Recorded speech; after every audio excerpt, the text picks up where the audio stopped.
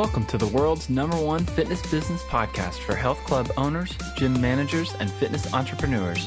As always, this will be a great show as we have another expert to help your fitness business and your career.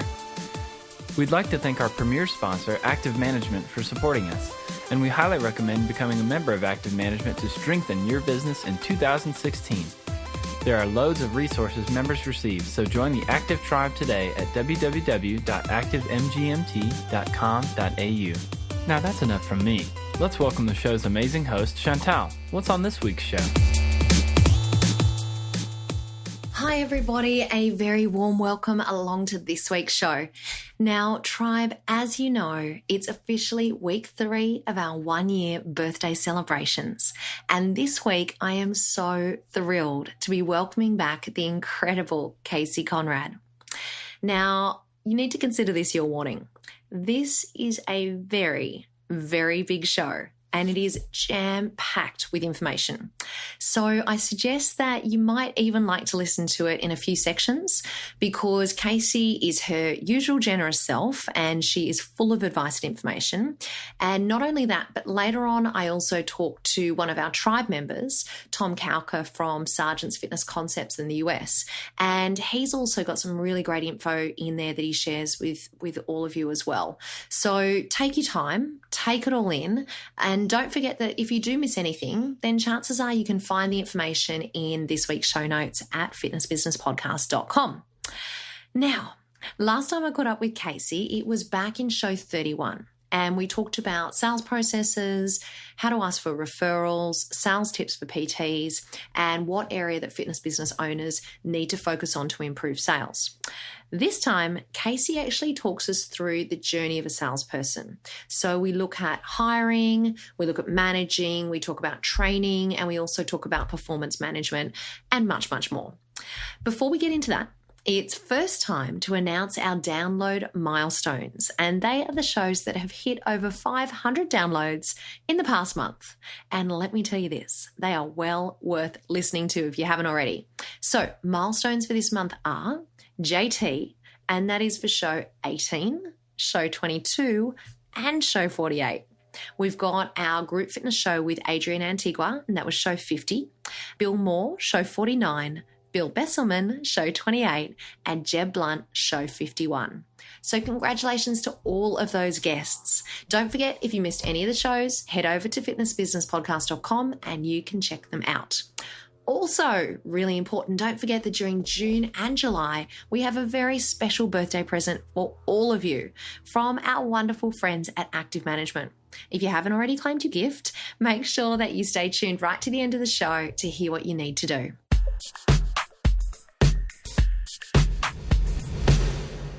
Hey, this is Bill McBride. I'd like to wish the Fitness Business Podcast a very happy first year birthday.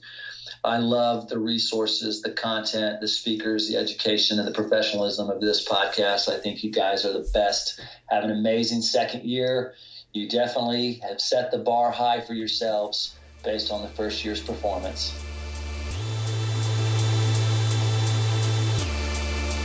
This month, we have an awesome prize for people who subscribe to the show notes at www.fitnessbusinesspodcast.com or engage with the Fitness Business Podcast on Facebook, Twitter, Instagram, or even emailing us. Do it and you may be this month's winner. Now it's time for this week's guest. Casey Conrad has been in the health and fitness industry for 27 years. In addition to authoring Selling Fitness, the complete guide to selling health club memberships, she's also created and published over 25 other sales, marketing, and management training products for the industry. Most recently, Casey has created an entire line of comprehensive training programs that are delivered online. These include membership sales, personal training sales, and internet marketing. She's spoken in 24 countries, is a feature presenter at conventions and trade shows worldwide, and writes monthly for numerous international magazines. Now, Casey, first and foremost, thank you so much for joining us once again on the Fitness Business Podcast. Hey, my pleasure. Now, last time we caught up, we talked a whole lot about sales, and we're going to talk a whole lot about sales again this time. But before we crack into that stuff, I was wondering, now you've got a lot of experience. You've worked in the fitness industry for a long time. Tell us, have you had any I guess, hurdles along your road to success? Oh, my goodness. There absolutely are hurdles. I mean, if you haven't had hurdles, you're not trying hard enough. I love the expression, if you're not living on the edge, you're taking up too much room. I have had so many failures, it's not even funny. I've lost millions of dollars in deals. I've screwed things up. A lot of hurdles. And I was the primary hurdle. You got to get out of your own way and get really anchored into what your true mission and purpose is and get past your ego. And so, yeah, certainly. And I think that any person who's had any level of success will tell you, you're going to have a lot of failure along the way. And it's the ability to handle the failure and keep moving that makes you successful. Absolutely. Well said. Now, I mentioned before that last time we caught up, we talked a lot about sales and we had so much interest in that topic and in your show in particular, Casey, which is why you're, of course, one of our top 4 downloaded shows for the year. Now, it better be number 1 because actually, nothing else is even acceptable. Well, as it happens, you are number 1, so you can feel pretty damn good about that. Now, so what I was hoping we might be able to do this time is maybe do a bit of a journey of a salesperson, maybe having a look from perhaps hiring to managing and training and even to firing. Now, JT from Active Management, we were having a chat about this, and he believes that the first step to hiring someone starts with having a comprehensive job description and knowing what it is that you're looking for in an applicant. Would you agree with that? Absolutely, because if you're not clear about exactly what you're looking for, how the heck are you going to find it? So what would you say should be in the job description of a salesperson then? Well, I think number 1 in the job description of a salesperson is somebody who is proactive. I need somebody who is totally able to work on their own without a whole heck of a lot of supervision. Not that they're not going to get some supervision, but let's face it, in the fitness industry in particular, the sales job has these crazy hours and there's so much going on in the club that I need someone who can be self-directed, self-motivated, self-directed person. So that's first and foremost. And I want to screen for that. I literally want to screen for that, because if somebody doesn't think that they're self-directed, then they're probably not. So I would rather not have them even apply for a job. So that would be number 1. The second thing is I want someone who is willing to work hard and get compensated for that work. I'll probably piss off some people more than once during this interview, but one of the things that it just totally rubs me wrong about America right now, and I don't know if it's the same in Australia, is this BS that everybody gets a friggin' trophy for participating.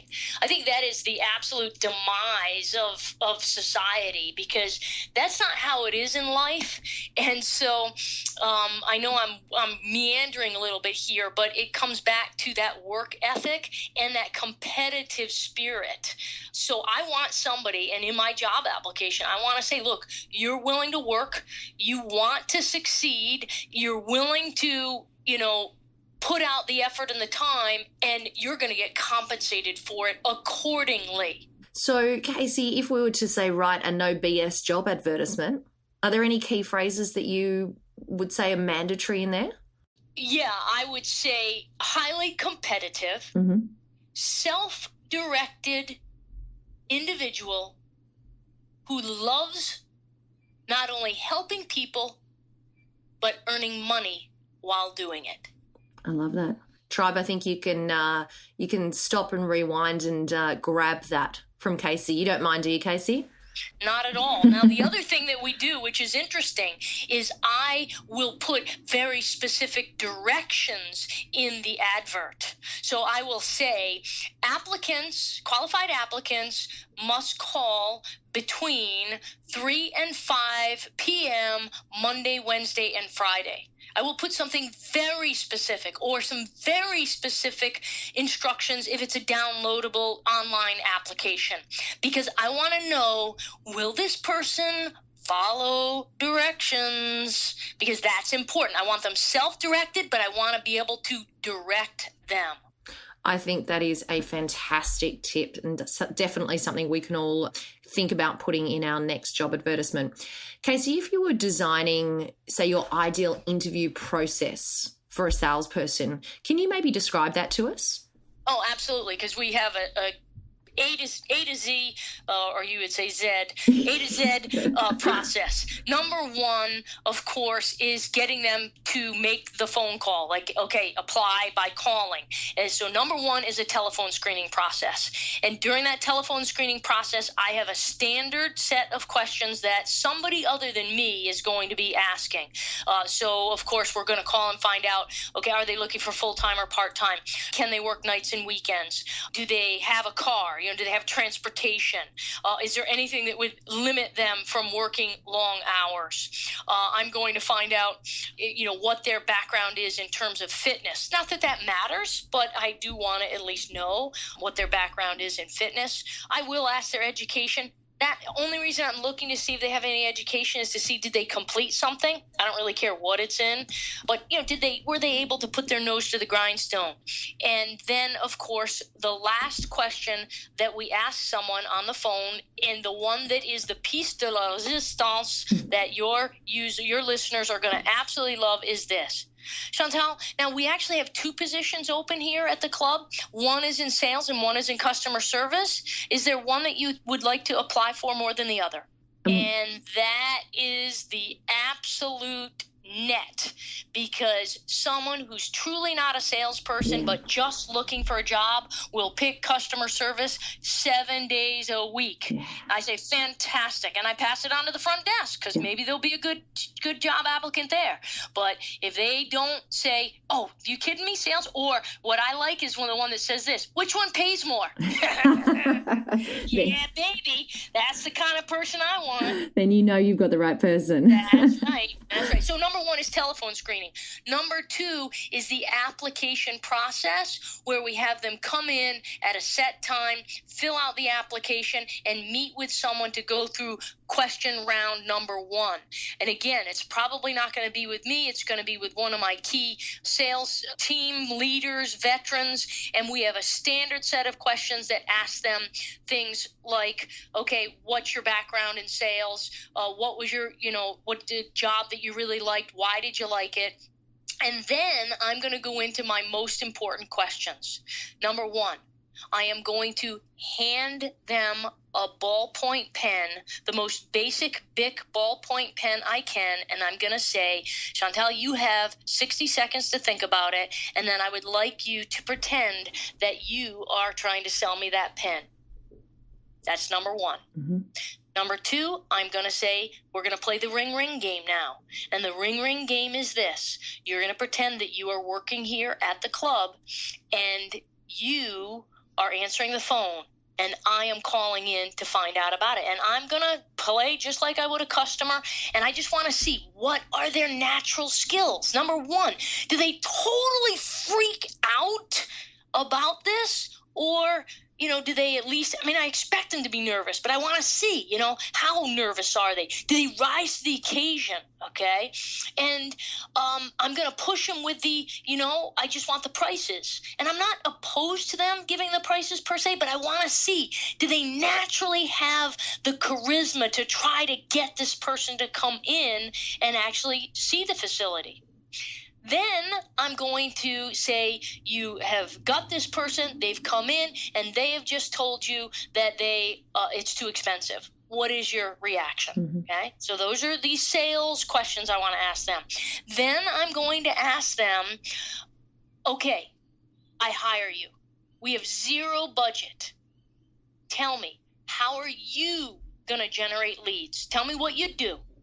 And I want to see, what are their answers? Do they say, the first thing I do is I'd get on Facebook and I'd tell all my friends and I'd give them all a free pass to the club. And then I'd go out, can I go out on the street and pass out flyers? Am I allowed to do that? Right? Versus someone who says, well, I'd like to go down to the radio station and see if they can give us a line of credit, it sounds crazy, but you want to see, does somebody have that ability? And really what I'm looking for, the trait is natural networker. Mm-hmm. I want to find someone who's willing to say, yeah, I'm going to go out. I'll talk to anybody. I'll talk to anybody about anything that I believe in. Okay. Then I'm going to ask them a couple of other things. Number 1, I want to find out, were they a competitive athlete? I don't mean professional, but in either high school or college. And if so, was it a team sport or an individual sport? I don't really care. It will make a difference in their personality, but I really like to hire people that were competitive athletes. And then lastly, why fitness? Why do they want to be in fitness? So those are we have these are all written down. They are, every single person is asked the exact set of questions on the first interview. Wow. And I just want to quickly touch on that competitive athlete thing. Tell me later on, I mean, I can assume what that means later on, but tell me how that really differentiates that person from someone who maybe wasn't competitive in high school days. Yeah. So it's two things. Number one, second sucks. Ain't no trophy for second place, baby.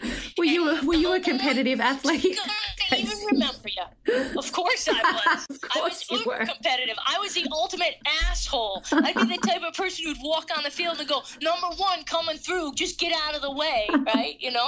So, yeah, I want to see that. I want to see that hair on the back of their neck that says, I want to crush everybody, right? That's what I want to see, okay? And then the second thing is this. They know how to work hard. Mm-hmm. Athletes know you got to train hard.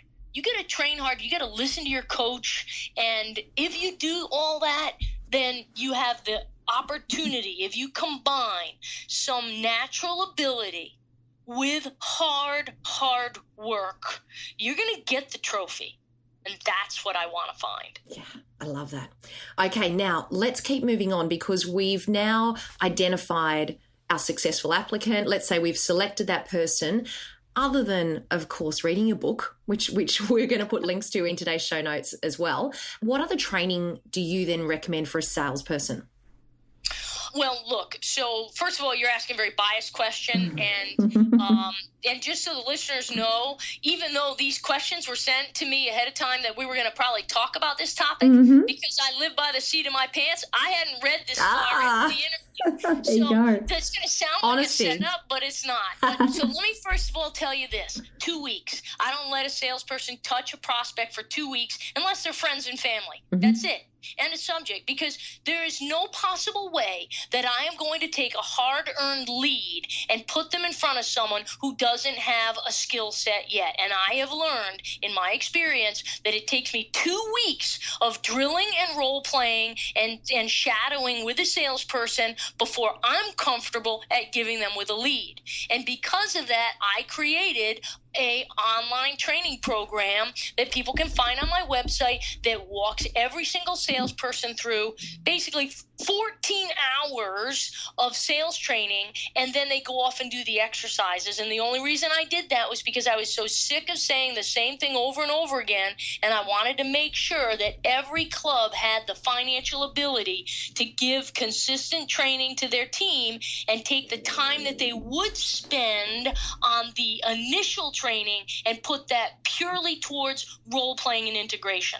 So whether they do that with their own, hey, create your own online training program. If you own a club or own multiple clubs and you train a salesperson, just video record the whole thing and then put it up in small bits on YouTube, have a workbook with it, and then you put them in the back office. So I'm not saying that mine is the end-all and be-all, but what I'm saying is you want to have a system so that you know it doesn't matter what day of the year it is, who the person is, that every single staff member is going to hear the same exact, I'm talking down to the exact training, so no one can come back and say, you never trained me on the money objection.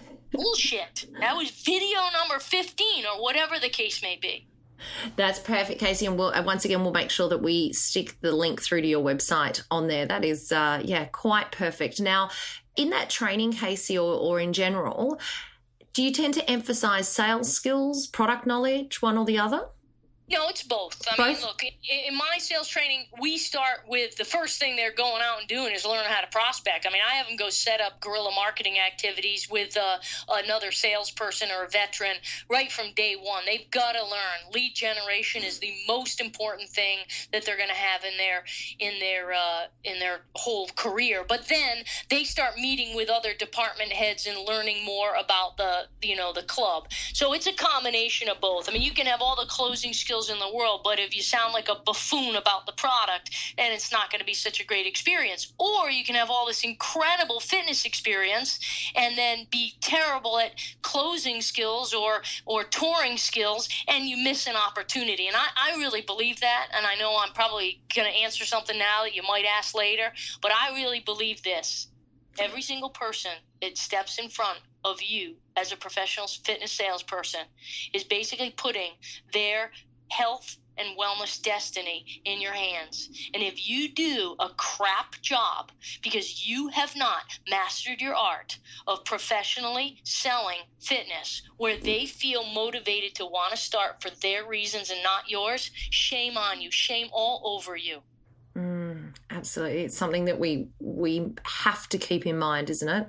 We can't underestimate how important that role is that we play. Absolutely. Yeah. It is life-changing for people. It is literally life-changing. Yeah. Casey, over the last couple of weeks or months even, we've been inviting our listeners to send in questions, and I've actually got one of those questions that I'm hoping you might be able to answer for us, and it's from Nicole in Florida in the USA. And she asked us, when we start with a new salesperson in the business, how long before you think that we can enforce them reaching some targets? So how long until we can hold them accountable for those targets? Well, let's see, day one. Okay, so targets.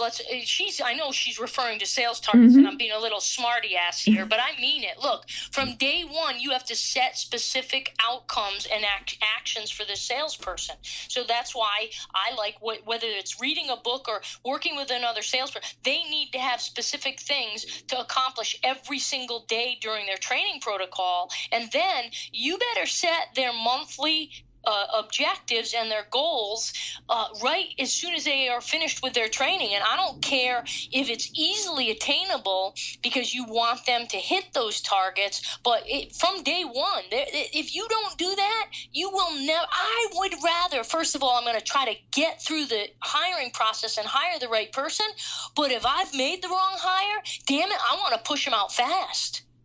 Right? I'm going to push them. I'm going to give them a target. And if they don't like, I don't hit my target, it's not fair. Get out of here. Next. Cut my losses and move on. So right from day one, I'm going to set targets for them. Absolutely. Great answer.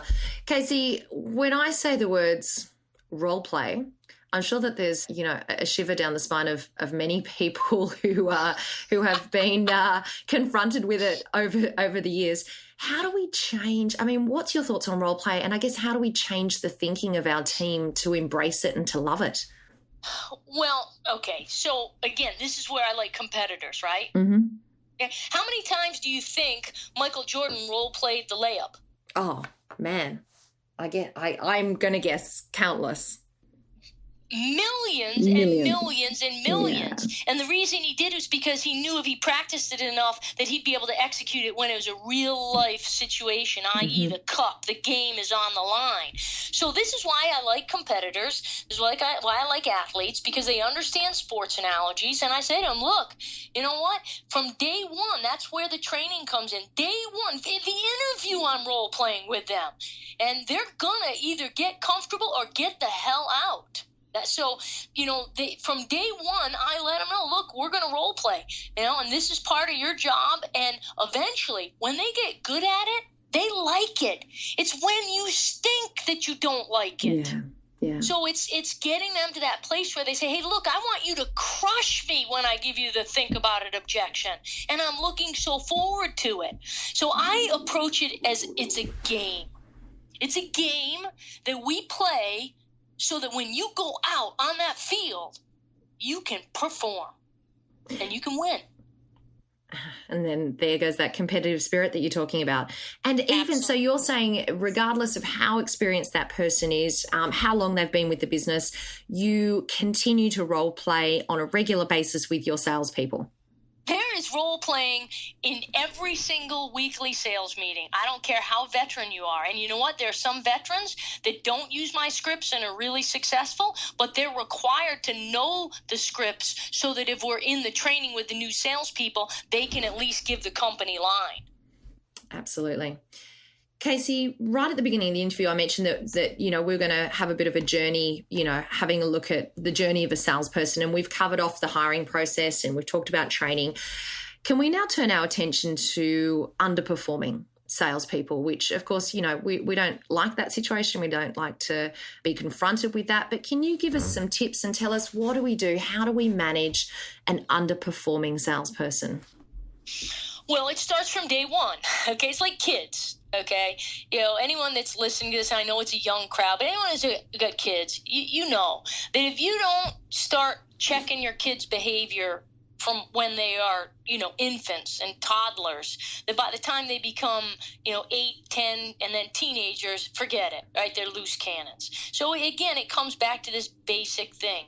Number one, I'm going to be managing them on a daily basis during their training to make sure that they have done their training, watched their video, finished their exercises, done their role playing, all of those different things. So I'm already managing them, and I am hopefully figuring out very early, are they going to play the game? Now, look, someone can go through training with flying colors and get out into the real world and fall on their face. Mm-hmm. We use sales forecast sheets and daily goals worksheets. So every single day, this person has activity goals and outcome goals. The first thing that we're trying to get them to do is just finish and reach the activity goals. I know if they make enough phone calls and they've memorized the script, a blind squirrel catches a damn nut every once in a while, right? So if they make enough calls, they're going to have some level of success, unless they are pathetic.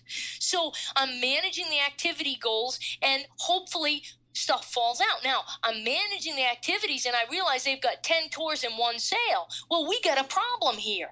We either have a touring problem or we have a closing and overcoming objection problem. So now by managing these KPIs, their goals worksheet and their sales forecast sheet, I can then drill down and figure out what it is they need. Now, with every single salesperson on my team, I meet with them daily, because at the end of the night, I don't care if you've been there for 15 years, you're turning your sales forecast sheet into me in my inbox. When I get into the club in the morning, the very first thing I do is look at the sales forecast sheets. How did JT do? Okay, yep. Okay, ooh, he's not projecting, because it shows me what are their goals and where are they projecting. Now I go sit and I meet with him. Tell me a little bit about yesterday. How'd it go? If it's a veteran, I might only have a 3-minute conversation. But some days I'm going to go to them. Some days I'm going to call them into my office. I want them to get really comfortable with having daily interactions with me in my office or in theirs, so they don't freak out when I actually do go have to talk to them about a difficult situation. So all of these things, there's a lot of pieces and parts about this, but what am I telling you? It starts with manage them early, so that managing an underperforming salesperson is just part and parcel of the whole process. But it's micromanaging. To give you the final answer you want, it's micromanaging them. I sit down with them daily. We look at what they hit in terms of their activity and their outcomes. From that, we might have 5 or 10 minutes of training. I might give them an exercise to go do, or go practice this, or role play that, or shadow John over there who's really successful at that.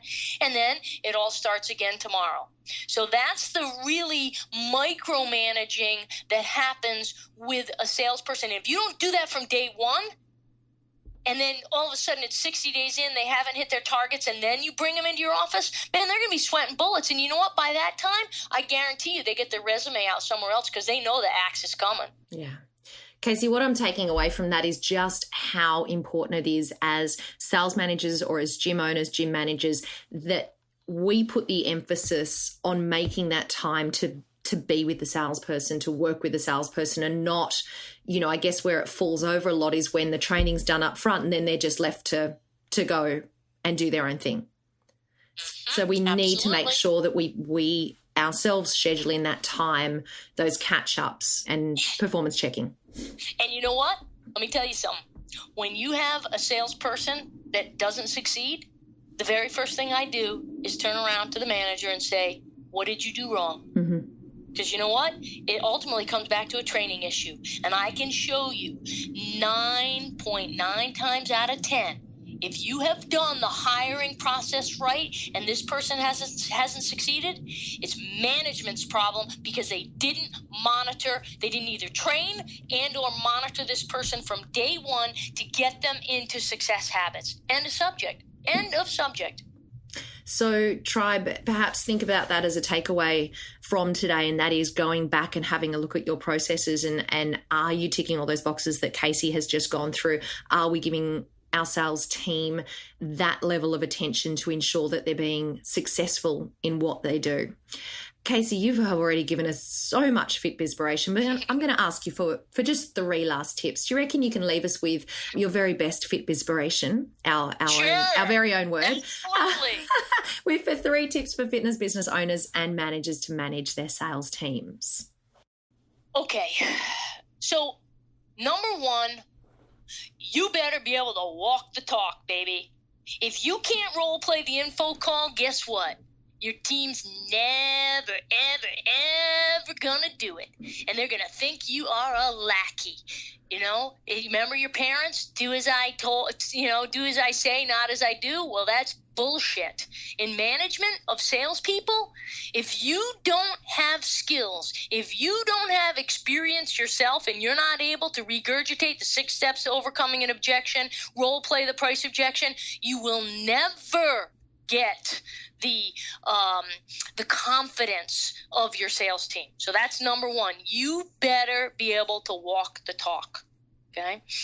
Number 2, you must manage for personality. What do I mean by that?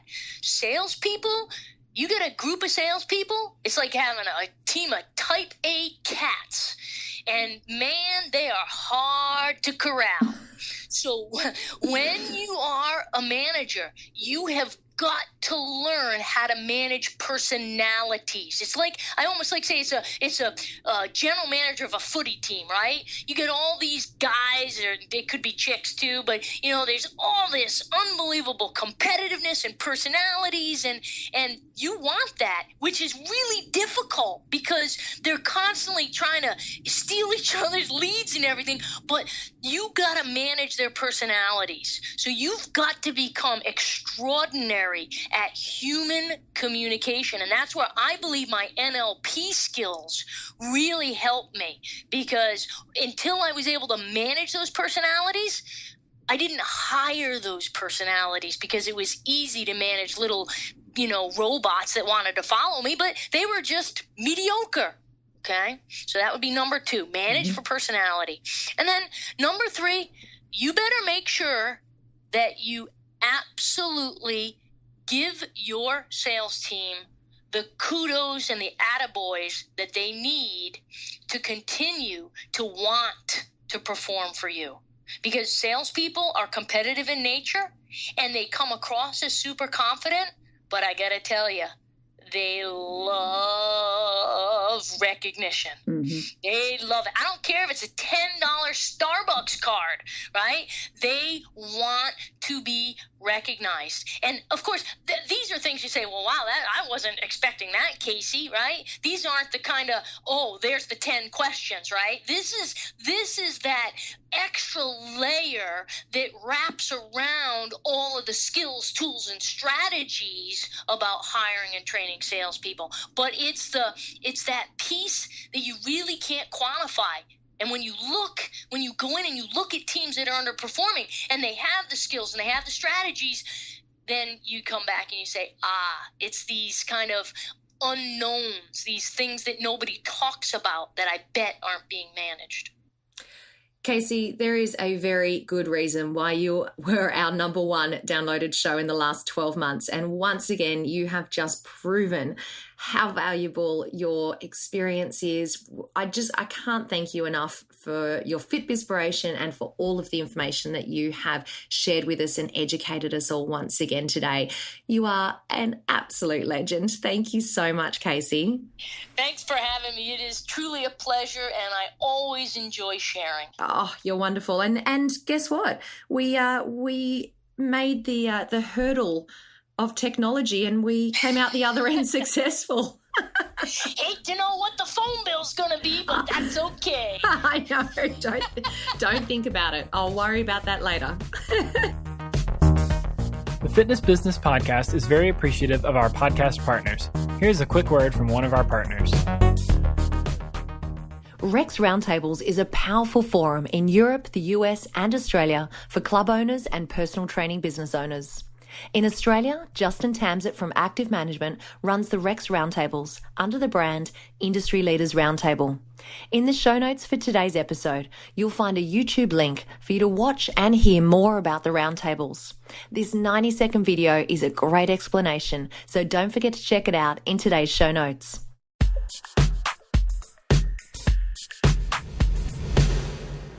It is with great pleasure that I introduce you to this month's listener of the Fitness Business Podcast. It is Tom Kalkar, the co-founder and co-owner of Sarge Fitness. Welcome to the show, Tom. Thank you so much. What a pleasure to be on. Very, very exciting to talk to you. Did you want to tell us a little bit about Sarge Fitness? Sure. We've been around for quite a long time, but we actually ended up combining companies a few months ago. And we brought two fitness businesses together, two fitness boot camps in the Washington, D.C. area together to form one massive boot camp company called Sargent's Fitness Concepts. And we have 25 locations, outdoor boot camp programs all throughout Maryland, Virginia, and Washington, D.C. How exciting. And how many people do you have working in the business? We have about 25 trainers who work part-time for us, and they just come in and they train our clients for about an hour a day and go about their business. And some trainers have multiple class times or multiple locations, but for the most part, they're all part-time employees who just love what they do and have a passion for fitness and have been helping people get in shape for quite a few years around here. And with a name like Sarge Fitness, is it a pretty tough workout that you're throwing their way? Well, no doubt. It's definitely a tough workout. But the one thing, I was in the Army and I went through boot camp, and we are not that type of boot camp. And that's one thing that I really try and hit home in our sales processes is that, we're not going to yell at you. We're not trying to make you enlist in the Army or anything. We're forceful and we want you to get a good workout, but it's just because we care and we want to make sure that you're getting the most out of the workout. But it's not like yelling in your face drill instructor type. It's a tough workout, but it's, we're not trying to kill you. So we want you to come back. And that's the biggest thing that people realize once they come to a class is that we are here to help them and we want to see them get results. So, that's what it's all about. It's just getting the results. That sounds pretty good. And I know that you've got a Tabata class running in the background as we speak. Yeah. So you're multitasking this morning. So we do appreciate your time this morning, Tom. So let's get cracking. Tell us about why you like podcasts. I just started listening to podcasts less than a month ago, to be honest with you. And what a change in my daily activities now, because it used to be just talk radio or music blaring in the background, trying to get ready for my classes or driving my kids around or something like that. And now listening to podcasts has just changed all sorts of things because it gives me something to do and something to focus on, as well as my driving, obviously. But obviously, multitasking is my forte. So the podcasts have come in really, it's helped me with just self-improvement. It's like better than reading a book because you can hear so many more words coming out of podcasts. And then finding you guys has just been so amazing because it's like you're talking directly to me. It's like having a business coach for fitness. And the amount of information that I've absorbed from these podcasts over the last month has just been amazing. And it's done a lot to change what I'm doing for my business and how I'm doing it. And the biggest thing is just, like I wrote to you, is that I was very stale after being a CEO for so many years, not having other people per se in the business to kind of help and push and challenge me. And you've done that for me, as with all the different people you've had on. We're talking about marketing or business procedures or motivating trainers. All those kinds of things have really just helped me get more focused on my business and what I'm doing in my business. Tom, I can't tell you that is just music to my ears, because at the end of the day, that's what we set out to achieve, is to help you guys strengthen your business. And so I thank you so much for telling us that. Tell us, what are some ideas or insights that you have gotten out of the podcast over the last month? You must have been doing a lot of listening in the last month. I really have. And one that I kept skipping over because I was like, this doesn't pertain to me. I'm not interested in this. And I kept passing it over, and it's about sleep, number 39 from Lisa Moulton. And I kept passing it over. I was like, I don't need sleep. Sleep's not important to me. It's really not a big deal. I get enough sleep. I'm good to go. And then finally, I kind of read through the notes or whatever, and I said, she's talking about sleep for clients. Okay, maybe I need to listen to it. Maybe I have clients that need to sleep more. And then when I started listening to it, I was like, she's talking to me. Like, how much one thing that she said is like, so many people wear a lack of sleep as a badge of honor. And I was like, that's me. Like, I rarely get more than 6 hours of sleep a night. And, some of the symptoms and the signs of being, I'm definitely high energy. I definitely have a lot of energy. And I think that comes from my military training. But the fact that all the other things like the lack of focus or, being able to really drill down on a subject and focus on it and work through it until it ends. Like I have a lot of trouble with that because apparently I'm not getting enough sleep. So that really hit home for me big time. And it was great listening to that. And well, I haven't applied it all yet because hockey playoffs are still going on right now, but staying up late watching hockey playoffs, I'm trying to get to bed a little bit earlier and definitely catch up on a little bit of sleep. So that's one thing that's really hit home for me. That's great. And then another one by Ann Coppins, number 45, The Gamification of Fitness. I think that was the very first one I listened to because I kind of knew of the term and I've heard of gamification before, but I was like, maybe they're going to give some ideas on how to apply the games. And what I was thinking and going into it wasn't what I got out of it. And it's kind of neat because going into it, I thought it was going to be about how do you play games in class to make it the classes more exciting. But it really was about like marketing and exploring different concepts of how to get people excited about your program, not necessarily while they're doing it, but overall in general. And I actually applied one of those, or one of the principles is I took the month of May in the United States is Military Appreciation Month. And being from the military and having a company called Sergeant's Fitness Concepts, it made sense to do something that relates to military appreciation. So I told all my clients, I said, I'm going to raise money based on the number of check-ins we get on Facebook. So I asked people as they come into class to check in on Facebook. And if they do so, I'll make a donation to this local charity that deals with military organizations. So basically, everybody's very excited about coming to class and checking in on Facebook, which is obviously free marketing for me, but it gives them a sense of something bigger than coming to my class. And in all a month of April, I had 55 total check-ins. In the month of May, so far, we're only 2 weeks into it, we're over 150 check-ins. That's brilliant. So, it's like awesome. It's obviously free marketing for me, but I'm raising money for a charity. The clients feel like they're, doing something really good. I mean, it's just win-win-win all the way around. And that's basically the gamification of fitness.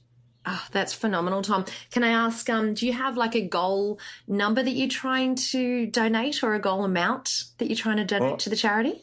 I was hoping to get around $500 for the charity, and we're probably about halfway there right now. So, congratulations. Pretty cool. That's a great example of implementing that gamification into your business. Congratulations on that. And do you have a third favorite takeaway that you've had so far? I'll tell you, Sean Bester from episode 35, and I think he had 2 episodes actually. Yeah, 35 and 36, yeah. He was amazing. And, now I know why you had him on for 2 shows. So, and I was trying to nail down which one that I liked of his, and I wrote about 3 or 4 of them down before I said, oh, yeah, it's the sense of urgency, like establishing a sense of urgency to your clients that they need to sign up for your program. And that I'm always like, hey, it's great if you sign up, you're going to get in shape, and the earlier you do it, the faster you're going to get in shape and that kind of stuff. But some of the things he talked about is like, developing a higher sense of urgency. And I haven't figured out exactly all the things that I want to do yet, but one of the things that I thought of doing is limiting the number of spaces available in my class. Like, let's say I have room for 50 people in my boot camp class. Well, I can put 50 people on, or available slots of 50 on the website.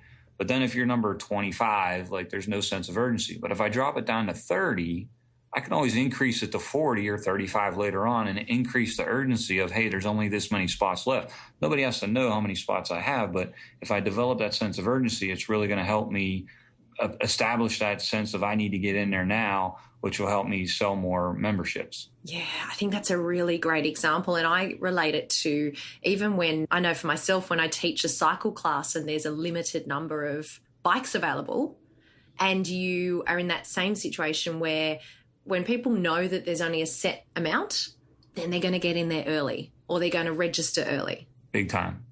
I love that. That's excellent. Well, I look forward to hearing how you go with playing around with those. And I should just recap and let our tribe know. So the first one you mentioned was Lisa Maltman, all about sleep, and that was in show 39. Anne Coppins, who talked about gamification, was show 45. And the last one, Sean Bester, who talked all around lead pages, was shows 35 and 36. So tribe, if you want to go back and check those shows out, then they're the numbers that you need to look for. Great examples, Tom. Thank you for that. Now, last but not least, is there a particular guest, someone that you might like us to interview in the future, and perhaps one question that you'd like us to ask?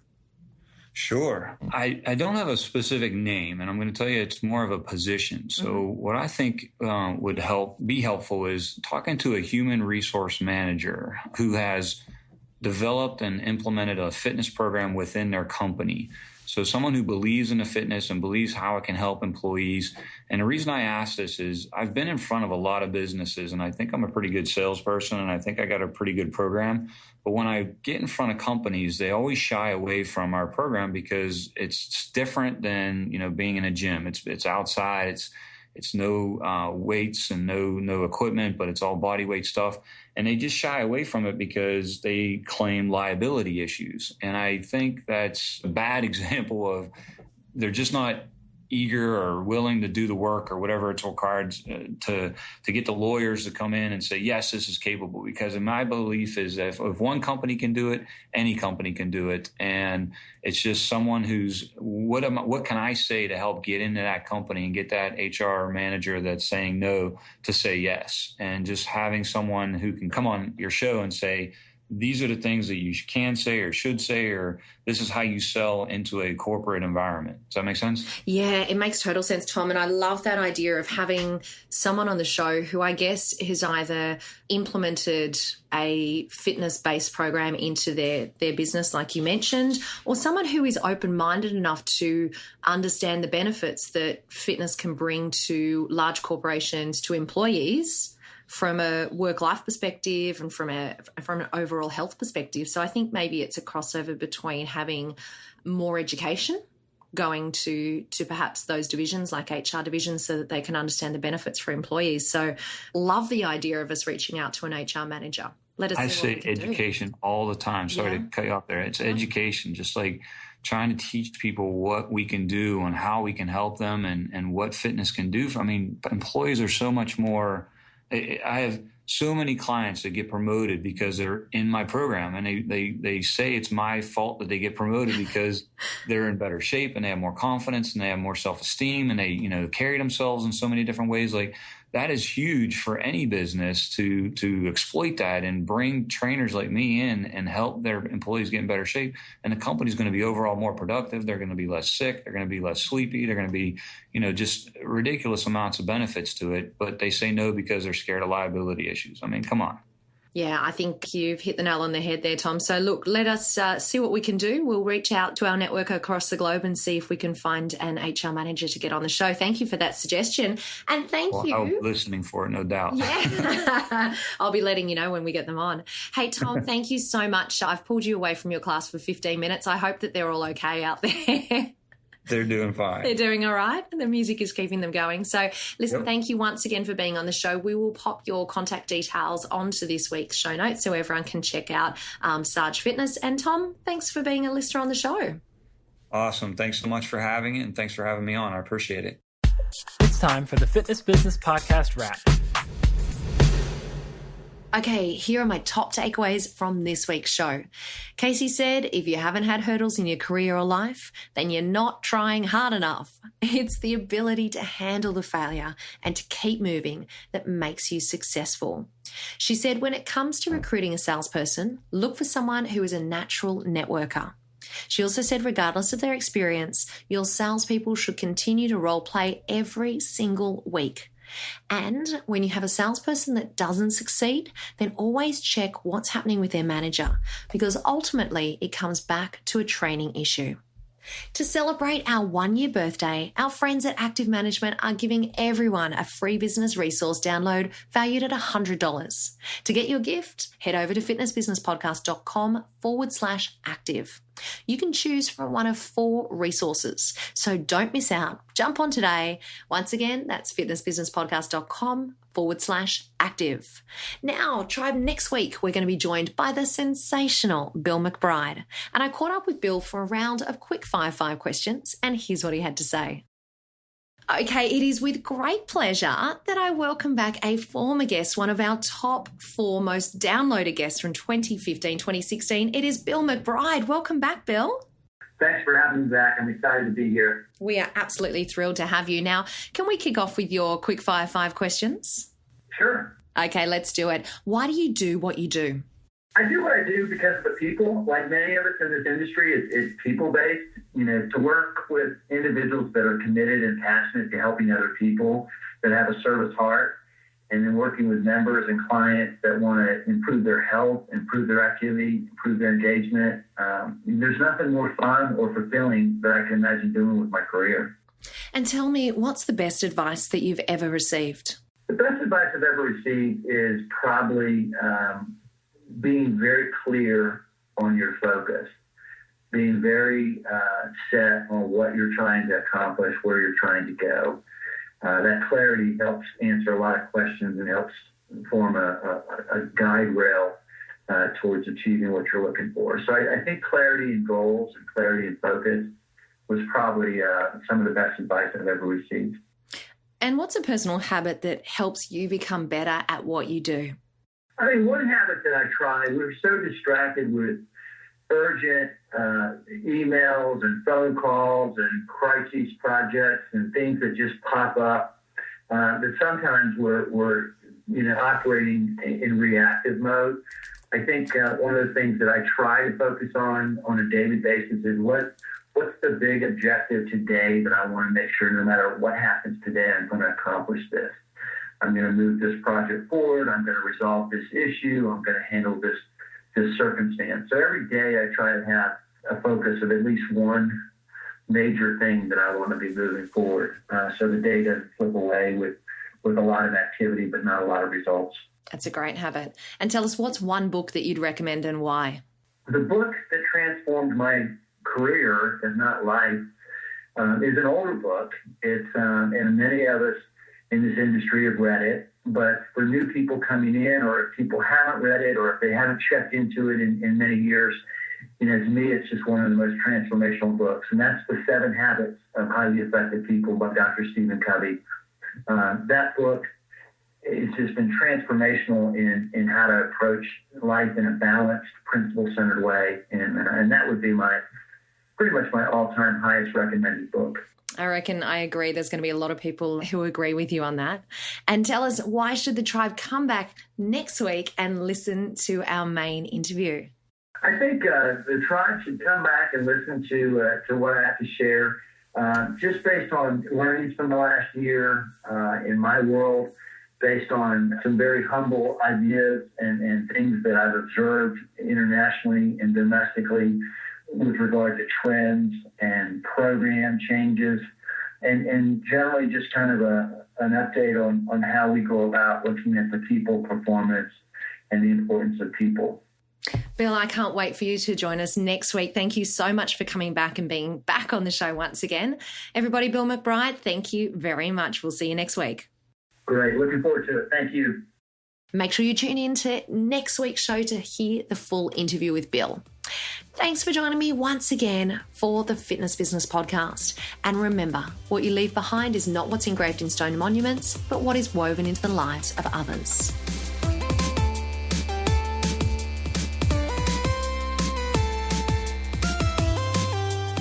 Great show this week that you should be suffering DOMs, delayed onset mind soreness, as you are overloaded and that's when your mind is strengthened. You and your business have been strengthened thanks to the amazing support of our premier sponsor, Active Management. Check out www.activemgmt.com.au only if you want to strengthen your business and your leadership. Don't forget all today's links and notes are found at www.fitnessbusinesspodcast.com, where you can also subscribe and never miss a show and maybe win a prize. Next week is another incredible guest with Chantal, so get ready for more Fit Bizpiration.